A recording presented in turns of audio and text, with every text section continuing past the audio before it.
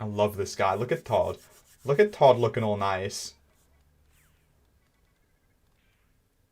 The faint little smile. But this is... Look at her head. So you want to know how to achieve gameplay like this? Well, over the course of this video, I'm going to be teaching you how to randomize one of the OG Inazuma 11 games. To achieve this, you're going to need two things. The first is an Inazuma 11 ROM. This can be for Inazuma 11 1, Inazuma 11 2 Blizzard, Inazuma 11 2 Firestorm, and it can be any language. It just needs to be a ROM. A ROM is essentially the game file that you might use to play it on an emulator per se. Now, the laws around distributing ROMs are a bit, well, illegal, so I'm not going to leave a link in the description or anything like that, but you can quite easily find them just by looking up Inazuma 11 ROM. As for the second thing, that would be the randomizer itself, which you can find in the link in the description.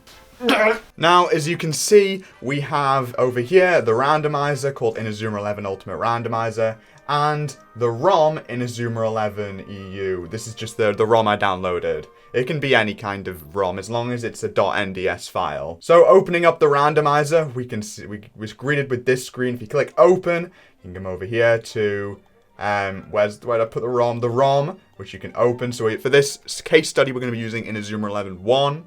Now, there is a variety of stuff here to begin with. We have, obviously, the current ROM. We have configuration with a bunch of set randoms. So we have, for instance, default random, which is just your typical randomized experience. You can take a look along here, the different game config and player, to get a better idea of what's being randomized.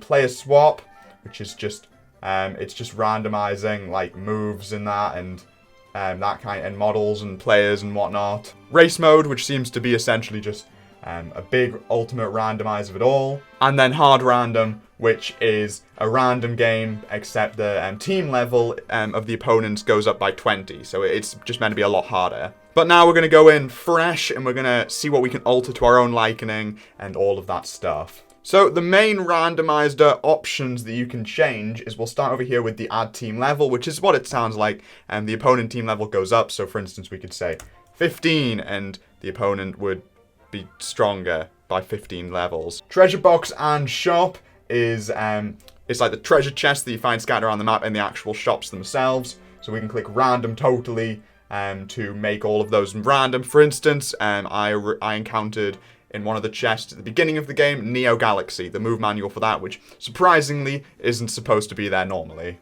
Keep important items just means that, like, the really, really important items from treasure chest and shops will be there anyway, so like keys, that kind of stuff.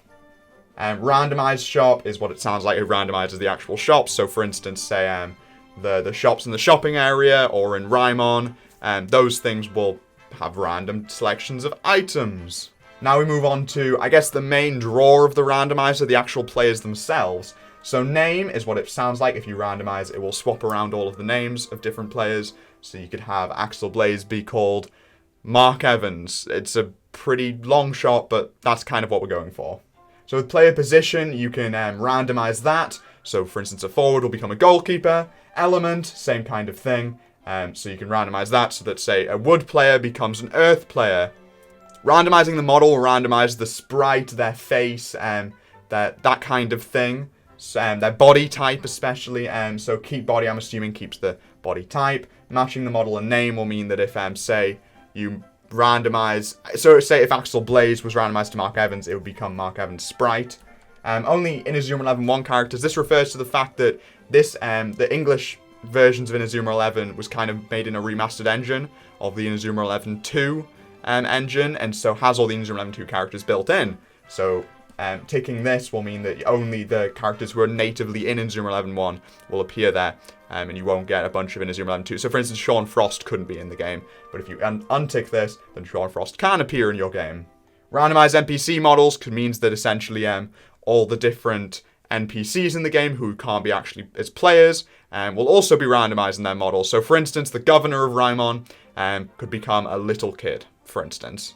Gender is quite self-explanatory. It doesn't particularly affect anything, just the little either male or female icon on the player screen, but you can randomize that or you can reverse it so that, say, a male becomes a female. Body is a weird one because it will randomize the actual body sprite on a sprite. I guess it's a hard thing to actually come up with words for.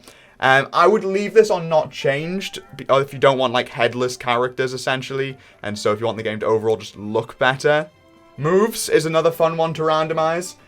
We've got always a move of the same player position. So say if a player is a goalkeeper, this will mean that they get majority goalkeeper moves. So we'll pick that. Keep scenario moves is stuff like Jude getting Inazuma Break, Nathan getting Fire Rooster, Axel having Fire Tornado, Mark having God Hand. You really, really want this. You really want this to be it. To be ticked. Random level learned will mean that players essentially learn their moves at a random level. Limit of level learned will change the max level they can learn a move by. So if we set this to say 25, it means that players will have learned all of their moves by level 25.